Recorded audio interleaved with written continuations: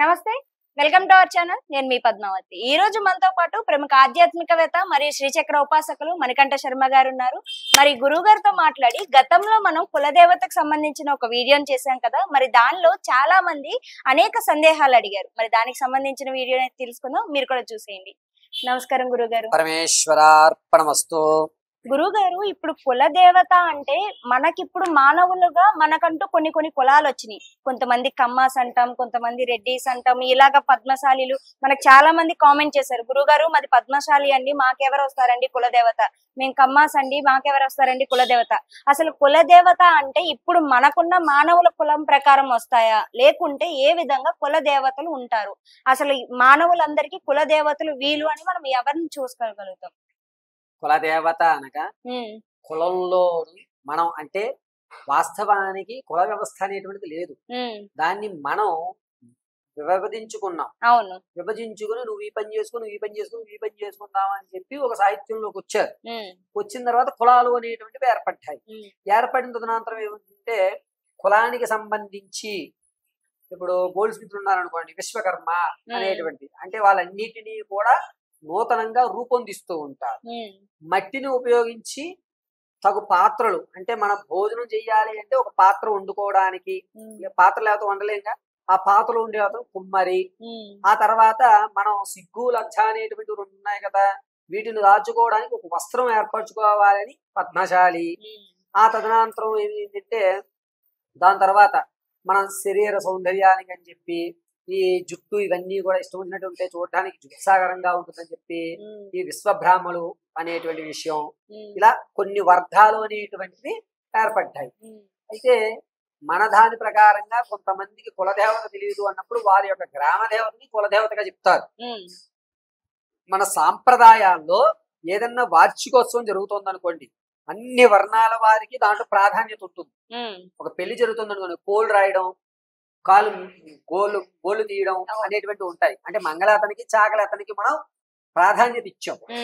అదే విధంగా ఒక బ్రహ్మోత్సవాలు జరుగుతున్నాయి అంటే కాగడా పట్టుకోవడము, ఒక అతను వచ్చి ఆ పని చేస్తే గాని ప్రారంభమయ్యేది కాదు.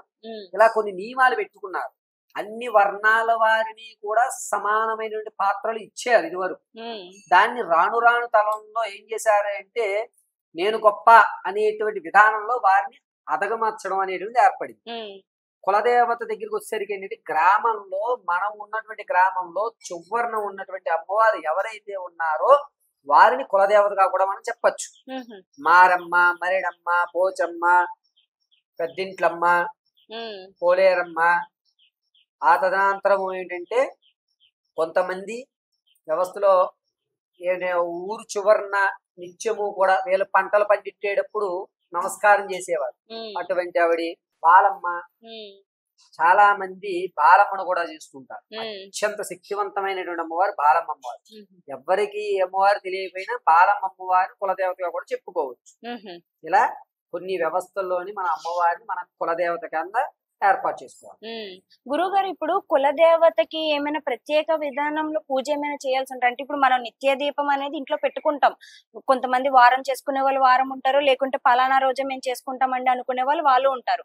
అలా కాకుండా కులదేవతని మనం ఇంట్లో పెట్టి పూజించుకోవాలి అనుకుంటే ఏదైనా ప్రత్యేకమైన పూజా విధానం ఉంటుందంటారా?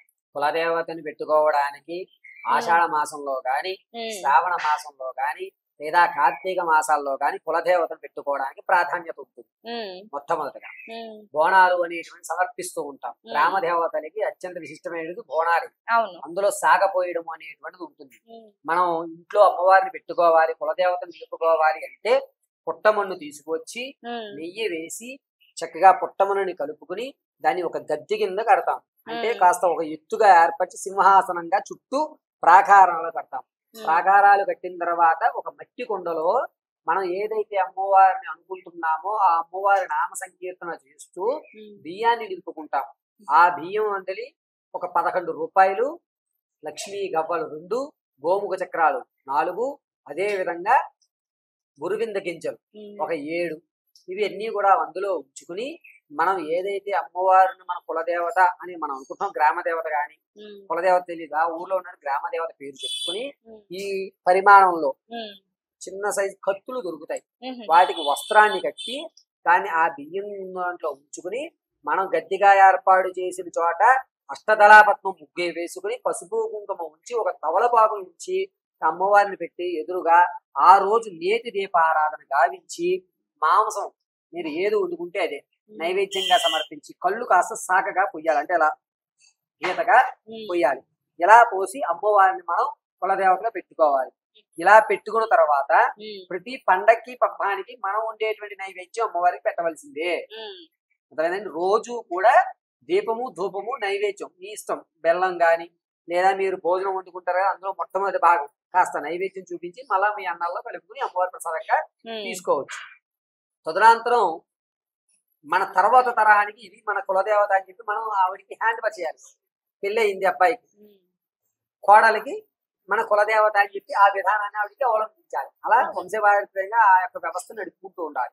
ఇలా కులదేవతను మన ఇంట్లో నిర్మాణం చేసుకుని చక్కగా అమ్మవారి ప్రతిష్ఠ చేసుకుని దేవాలయంలో ఉన్నటువంటి అమ్మవారు నిజస్వరూప దర్శి మనలో ఉన్నటువంటి మానవత్వానికి గాని మన ధర్మాన్ని గాని మన ఇంటిని గాని పరిరక్షించేటువంటి కులదేవత.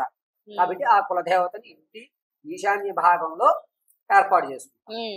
గురుగారు, ఇప్పుడు కులదేవత అంటే మనకి వేటలేస్తారు, తర్వాత అమ్మవారికి బలిదానాలు ఇస్తారు. మరి అలాంటి బలిదానాలు మనం ఇంట్లో ఇవ్వలేము కదండి నేను చాలా మంది సందేహిస్తున్నారు. మరి అలాంటప్పుడు ఇంట్లో కులదేవతను పెట్టి పూజించుకున్నప్పుడు బలిదానాలు ఇవ్వాల్సిన కంపల్సరీగా ఇవ్వాలంటారా లేకుంటే అవసరం లేదంటారా? అమ్మవారికి సపరేట్ గా రూమ్ ఉండే వ్యవస్థ ఉంటే ఇచ్చుకోవడం మంచిదండి. నాకు ఏది ఇష్టమో అది మీరు పెడితే నేను సంతృప్తి చెందుతాను. అవును, నేను మీ ఇంటికి వచ్చిన తర్వాత మీరేదో వండింది మీరు పెట్టేస్తే అది దానం అవ్వదు. నాకేది ఇష్టమో అది పెట్టాలి. నాకు పులిహోర ఇష్టం అనుకోండి, ఆయన పులిహోర ఇష్టం కదా పులిహోర చేసి పెడదామని పులిహోర చేసి పెడదాం, నాకు ఇష్టమని చేసి పెట్టారు అని ఏ విధంగా అయితే మన మనసు ఆనందపడుతుందో ఆ విధంగా అమ్మవారు గ్రామ దేవత అనేటువంటి అమ్మవారు ఉగ్రంగా ఉంటుంది. ప్రదక్షిణ ఊరంతా ప్రదక్షిణ చేస్తూ అలిసి ఉంటుంది. పైగా ఎంతసేపటికి ఊరు చివరన క్షుద్రాలతో పోరాట